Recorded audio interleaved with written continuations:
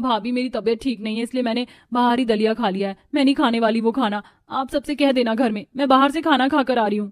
अगली सुबह सभी लोग खाना खाकर अपने अपने काम पर जाने लगते हैं, पर काजल अभी अपने कमरे में सो रही होती है। आशा, तेरी बेटी बिगड़ रही है। रात के 9 बजे एक तो घर आई, ऊपर से खा कर आई है और अभी देखो सो ही रही है।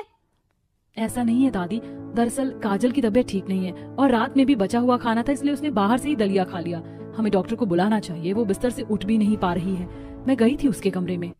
जब घर वालों को पता चलता है कि काजल की तबीयत ज्यादा खराब है तो वो लोग डॉक्टर को घर बुलाते हैं। डॉक्टर काफी देर तक काजल का चेकअप करते हैं और घर वालों से कहते हैं, इन्हें फूड पॉइजनिंग हुई है। अच्छा हुआ कि तबीयत बिगड़ने से पहले आप लोगों ने मुझे बुला लिया। ये मैं कुछ दवाई दे रहा हूँ और हाँ, अब से तुम न बाहर का कुछ खाओगे और ना ही बासी खाना खाओगे। घर का ताजा फ्रेश खाना खाना है और 10 दिन तक दलिया खिचड़ी ही लेना। हाँ हाँ डॉक्टर, मैं ख्याल रखूंगी। कुछ ही देर में डॉक्टर वहां से चले जाते हैं और डॉक्टर के जाने के बाद नैना अपनी सास से कहती है, देखा माँ जी, बासी खाना खाने से काजल की तबीयत खराब हो गई। अब तो आपको समझ आ गया ना कि बासी खाना खाना सेहत के लिए सही नहीं है। अगर थोड़ा बहुत खाना बच भी जाता है तो हम उसे गाय को भी तो दे सकते हैं।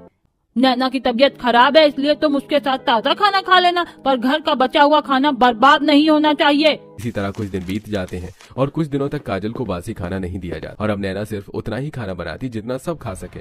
साथ ही वो 3 टाइम का खाना 3 बार बनाती है और अगर कभी 1-2 रोटी या थोड़ा बहुत आटा चावल बच जाता तो वो सुबह गाय वाले को दे देती।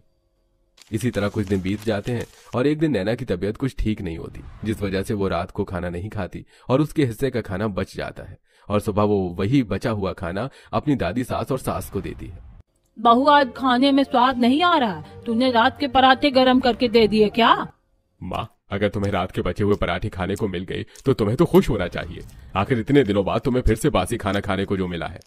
पहले तो तुम बड़े शौक से बासी खाना खाती थी, फिर आज क्यों हुआ? विनोद जी, थोड़ा तो सोच समझ कर बोलिए। आप जानते हैं ना, माँ जी को बार बार खाना बनाने वाली आदत पसंद नहीं है और वो खुद भी थक जाती है और उनकी बहू को आराम मिले, बस इसलिए वो ज्यादा खाना बनवाने लगी। रहने दे बहू अब एक्स्ट्रा खाना बनाती ही नहीं है, बस इसलिए पूछा, वरना मुझे क्या दिक्कत है बासी खाना खाने में।